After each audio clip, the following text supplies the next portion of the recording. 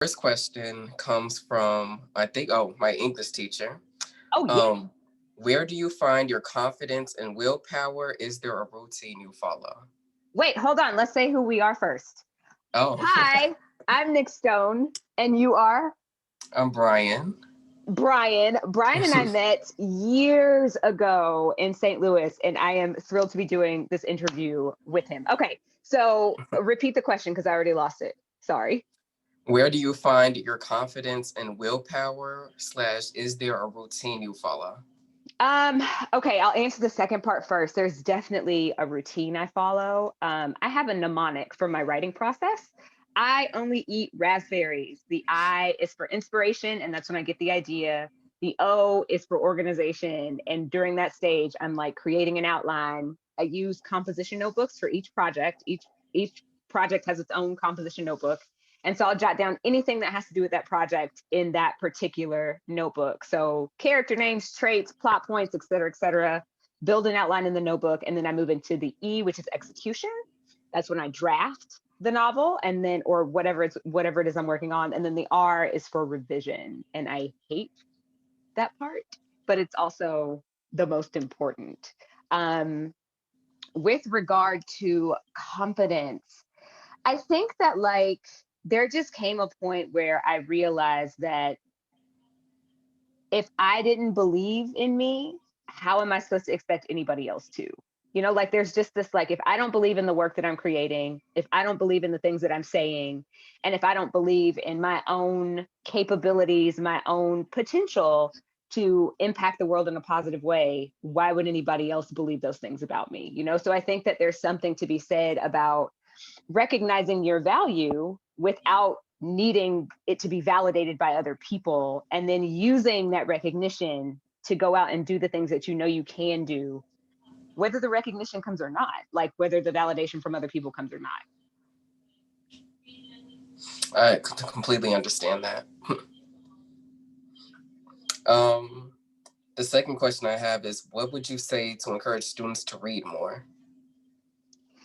So this actually, I'm not even going to talk to students. I'm going to talk to teachers. Students will read things that they find interesting. I find that a lot of teachers, there's this impulse to constantly kind of push the things that were pushed on us. So I'm 35. I'm sure a lot of your teachers are probably around the same age, maybe a little older, maybe a little younger. But I know a lot of teachers now are teaching the same things that we hated when we were reading in high school. So I think that choice reading is a really huge thing, and is something that teachers can get, teachers giving students the space to pick up a book, read the first few pages, and put it down if they don't like it. Like that's a huge thing. And I think that for students, knowing that there is stuff out there that will appeal to you, you just gotta find it, right? Like it's there. Um, Especially now, like I'm thrilled to be a part of a generation of writers who we didn't see ourselves in the stuff that we were reading. So now we're putting ourselves into the stuff that we're writing so that you all see yourselves in it. Um, but yeah, reading doesn't have to be boring. Just find something that you like and enjoy it. Yeah, I remember my first time seeing Dear Martin and The Hate You Give on Amazon. Hmm. And I was just like, I don't know if those are real. Like, I don't know. You know how Amazon has that real sketchy stuff. Yeah, But then I went to Target and I saw them and I was like, okay, so this is like the real deal.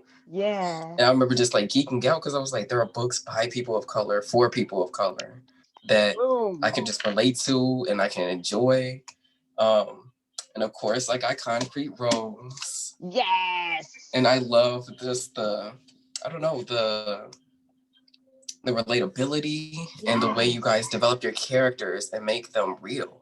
Yeah. They're not just, one dimensional, one fluke characters. Like they have personalities, they have goals, they have motivations, like they're real people.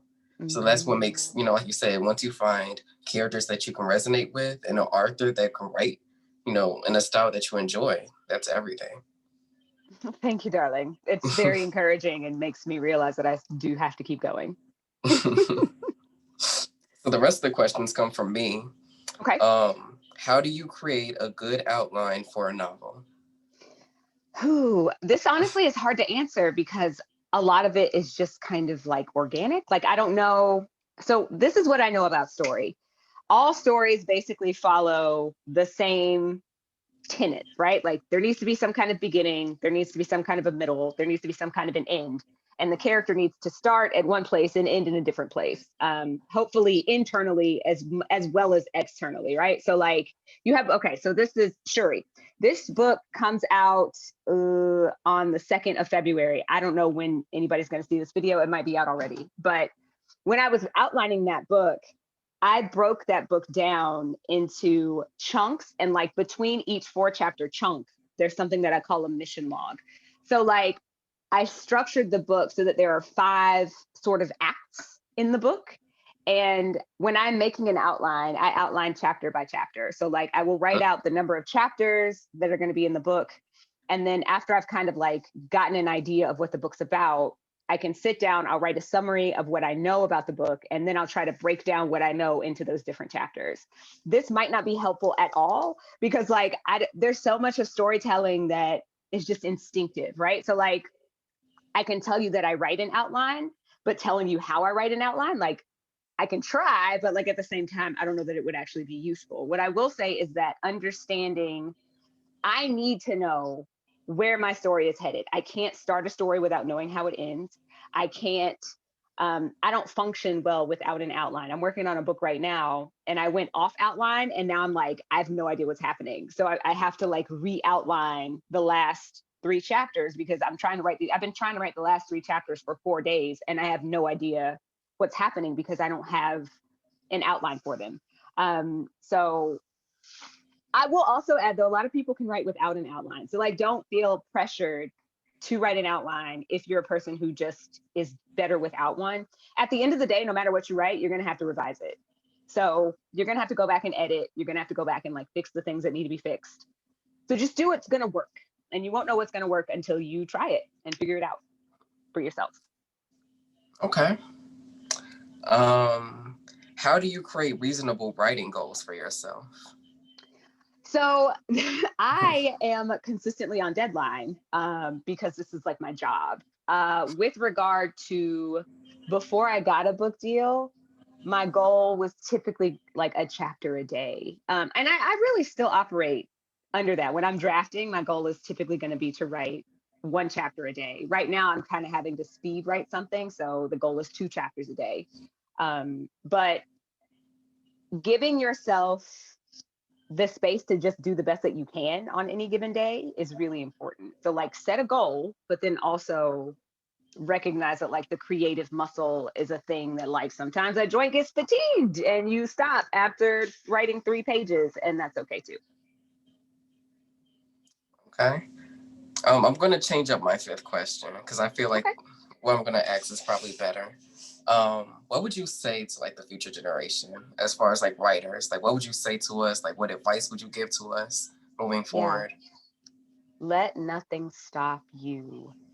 I would not be doing what I'm doing if I decided to let somebody tell me I couldn't do it. As I said with the first question, there's so much of confidence is rooted in just this kind of dogged belief that you can do something and not letting anything stop you from proving it to yourself. So recognize that you can write anything you want to write. You can write magic, you can write science fiction, you can write mysteries, you can write thrillers, you can write horror, you can write books about kids dealing with police brutality, you can write books where everything's flipped and it's the white people dealing with police brutality. Like there's no limit to the things that you can create with your imagination. And as long as the story makes sense, go for it. Let nothing stop you. Because the only thing that can really stop you is you. I really appreciate that advice. Yeah. You're welcome. I'm very grateful that the school gets to donate 16 copies of Dear Justice too. Yeah, so am I. I hope whoever they go to, that y'all like them. You know, that book was hard to write, but I'm glad it exists now. It took me a while to read. Yeah, it's a hard one. I think it was different for me because ironically, the mom's name Trish and the aunt's name Tiff. Those are like real names for me. So my mom's name is Trish, and my aunt, well, her best friend, my aunt, is named Tiffany. So it's like those similarities. It was just, I don't know. because I could see myself in Kwan's shoes, it was a bit difficult for me to read, but I still enjoyed it a lot. Yeah, I'm glad. I'm glad to hear that. And it also, I'm like, despite it being hard for you to read, I am glad that you could see yourself, because I do think that there is something very powerful about seeing yourself reflected in something that you know other people are reading. You know, like it's kind of this, hey, I exist and you're seeing that I exist. And that's a good feeling. Yeah. Thank you for this interview too. It's Yes, a of great course. opportunity. You knew I wasn't gonna let you slide with nothing easy. Thank you so much. Yes. All right. I'm gonna stop recording now.